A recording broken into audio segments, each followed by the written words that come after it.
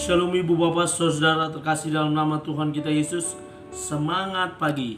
Bertemu kembali di channel Rio Nando Butar-Butar dalam khotbah 5 menit aja atau kelima untuk renungan harian.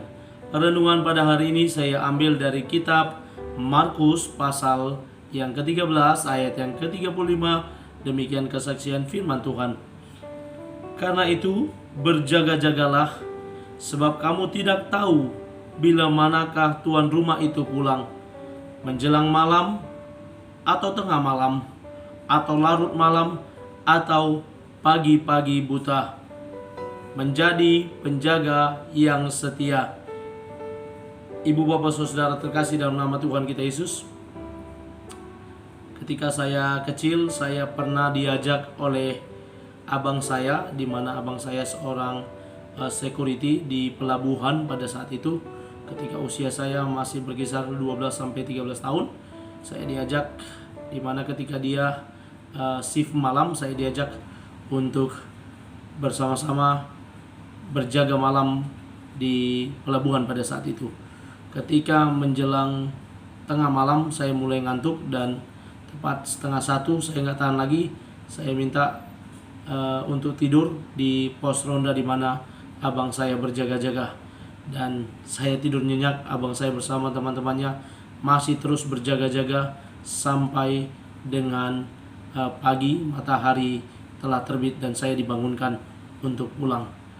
Berbicara tentang berjaga-jaga di kalangan Timur Tengah pada saat itu, di Israel, dan juga orang Romawi yang sedang menjajah Israel pada saat itu, masa berjaga malam sebagaimana disampaikan dalam nats ini, bagaimana posisi pergantian penjagaan, ada menjelang malam, ada tengah malam, ada larut malam, atau pagi-pagi buta. Itulah proses pergantian penjagaan malam. Dan itu pula yang disampaikan oleh Tuhan Yesus pada percakapannya dengan murid-murid, di mana berbicara tentang penghakiman terakhir di pasal 13 ini secara keseluruhan. Dan sampailah Yesus mengilustrasikan tentang kedatangan anak manusia, yang mana tidak ada yang dapat mengetahui.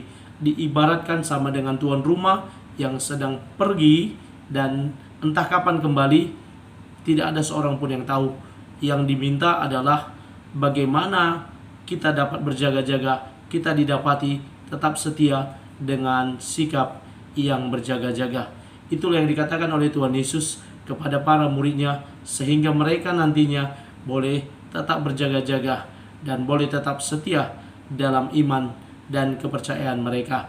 Ibu bapak saudara terkasih dalam nama Tuhan kita Yesus, saat ini kita juga sebagai orang-orang percaya, kita tidak pernah tahu sampai dengan saat ini bila mana kedatangan Kristus. Kita hanya mengagak, mentafsirkan, atau mencoba referensi-referensi apakah dari Alkitab maupun dari para penafsir-penafsir yang berkata, tetapi semuanya itu tidak ada yang menjelaskan kapan pastinya kedatangan anak manusia untuk kedua kalinya. Yang pasti, yang paling penting bukan masalah kapan waktu tepatnya, tetapi kita boleh tetap didapati dengan setia. Seperti lagu Selidiki Aku, di akhirnya dikatakan, hingga akhirnya kau dapati aku tetap setia.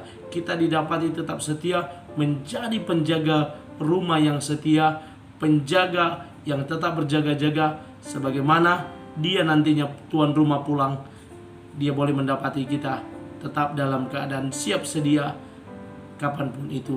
Karena itu ibu bapak saudara terkasih, mari melalui renungan ini kita boleh diingatkan untuk kita boleh tetap berjaga-jaga. Apa yang kita lakukan pada saat kita berjaga-jaga, seperti yang dikatakan Paulus kepada jemaat di Efesus, dalam Efesus 6 ayat 18, berdoalah setiap waktu di dalam roh dan berjaga-jagalah di dalam doamu dengan permohonan yang tidak putus-putusnya untuk segala orang kudus. Kita diminta untuk hidup dalam persekutuan, kita diminta untuk tetap hidup di dalam doa, dan sedapat-dapatnya kita juga melalui apapun yang kita lakukan untuk kebaikan dan kebenaran yang berkenan di hadapan Tuhan. Kiranya firman Tuhan ini boleh menguatkan kita untuk tetap menjadi penjaga yang setia. Selamat beraktivitas. Tuhan Yesus memberkati. Shalom.